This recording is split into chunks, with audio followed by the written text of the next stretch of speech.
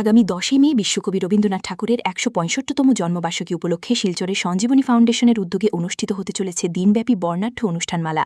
সাহিত্য সংস্কৃতি চর্চাকে নতুন প্রজন্মের মধ্যে ছড়িয়ে দিতে একাধিক কর্মসূচি গ্রহণ করেছে সংগঠনটি। শিলচরের সঞ্জীবনী ফাউন্ডেশনের পক্ষ থেকে প্রতি বছরের মতো এবছরও বিশ্বকবির জন্মজয়ন্তী যথাযোগ্য মর্যাদায় উদযাপনের উদ্যোগ নেওয়া হয়েছে। আগামী 10ই মে সারাদিনব্যাপী নানা সাংস্কৃতিক ও সৃজনশীল অনুষ্ঠানের আয়োজন করা হয়েছে শহরের শুভমিলন বিবাহ ভবনে। এই উপলক্ষে ৫ থেকে ২৫ বছর বয়সী প্রতিযোগীদের জন্য ৩টি ভিন্ন বিভাগে প্রতিযোগীদের ব্যবস্থা করা হয়েছে। এর মধ্যে রয়েছে বসি আঁকো প্রতিযোগিতা, রবীন্দ্র নৃত্য এবং রবীন্দ্র সঙ্গীত। 10 মে 2026 ইংরেজি কবিগুরু রবীন্দ্রনাথ ঠাকুরের ১৬৫তম জন্মবার্ষিকীতে আমরা শিলচর সঞ্জীবনী ফাউন্ডেশনের পক্ষ থেকে সমস্ত দিবসব্যাপী রবীন্দ্র প্রতিযোগিতার আয়োজন করেছি। এই আয়োজনে 3টি ক্যাটাগরি থাকবে এবং 5 থেকে 25 বছরের প্রতিযোগীরা এতে অংশগ্রহণ করতে পারবেন।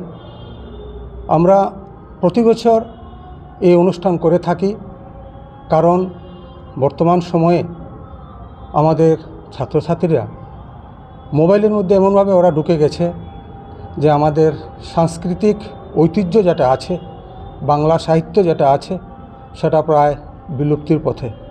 তাই আমরা প্রতি বছর এই শিলচরের যত স্কুল পড়ুয়া ছাত্রছাত্রী আছে তাদেরকে কালচারাল অ্যাক্টিভিটিতে তাদের মনোনিবেশ করার জন্যে এবং তাদেরকে একটা সুন্দর প্ল্যাটফর্ম দেওয়ার জন্যে আমরা শিলচর সঞ্জীবনী ফাউন্ডেশনের এই প্রয়াস।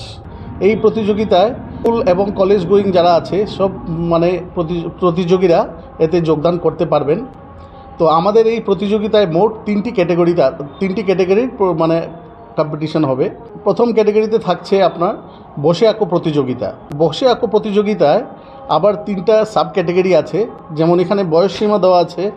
গ্রুপ এ, সেটার মধ্যে আপনার 5 বছর থেকে শুরু করে 8 বছর সময়সীমা পর্যন্ত যারা প্রতিনিধিরা আছেন ওরা যোগদান করতে পারবেন। গ্রুপ বি, এর মধ্যে আছে আপনার বয়সসীমা 9 বছর থেকে শুরু করে 12 বছর পর্যন্ত যারা আছেন ওরা যোগদান করতে পারবেন। গ্রুপ সি, গ বিভাগ, এটার মধ্যে বয়স যাদের 13 থেকে শুরু করে 16 বছর যারা আছেন ওরা যোগদান করতে পারবেন। এটা হচ্ছে বসে আঁকো প্রতিযোগিতার ব্যাপারে। এটা স্টার্ট হবে আমাদের সকাল 10টা থেকে শুরু করে 11:30 পর্যন্ত।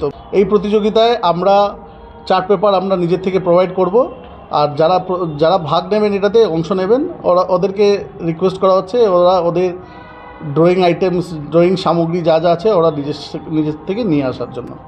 তো সেকেন্ড ক্যাটাগরি যেটা আমাদের থাকছে রবীন্দ্র নৃত্য,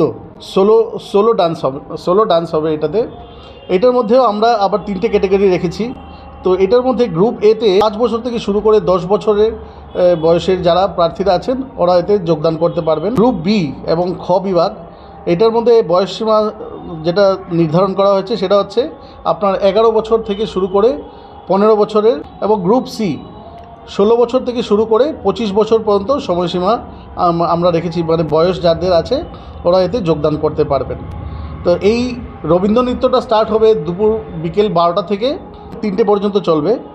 আর এই রবীন্দ্র নৃত্যতে আর রবীন্দ্র সঙ্গীত যেটা আছে ম্যাক্সিমাম 3 মিনিটের টাইম আমরা প্রোভাইড করতে চলেছি। তো এবার যেটা থার্ড ক্যাটাগরি হচ্ছে আমাদের কম্পিটিশনে, সেটা হচ্ছে রবীন্দ্র সঙ্গীত। এর মধ্যেও 3টে গ্রুপ আছে। গ্রুপ এ এবং ক বিভাগে থাকছে আপনার সেম 5 বছর থেকে 10 বছরের সময়, আর গ্রুপ বিতে থাকছে 11 থেকে 15 বছর, গ্রুপ সিতে আবার সেম 16 থেকে 25 বছর। তো এই যে আমরা 3টে প্রতিযোগিতা করতে চলেছি, সেটার বিচারক হিসাবে আসাম বিশ্ববিদ্যালয়ে পারফর্মিং আর্টস ডিপার্টমেন্টের অধ্যাপকরা সম্মতি জানিয়েছেন, ওরা আমাদের এটাতে বিচারক হিসাবে থাকবেন। প্রোগ্রামটা হবে সোনাইডুরের শুভমিলন বিবাহ বাসরে। অল্প সাংস্কৃতিক অনুষ্ঠান থাকবে, সেটা অনুষ্ঠানটা জনসাধারণ এখানে উপভোগ করবে। ওই দিনই আমাদের পুরস্কার বিতরণ হয়ে যাবে।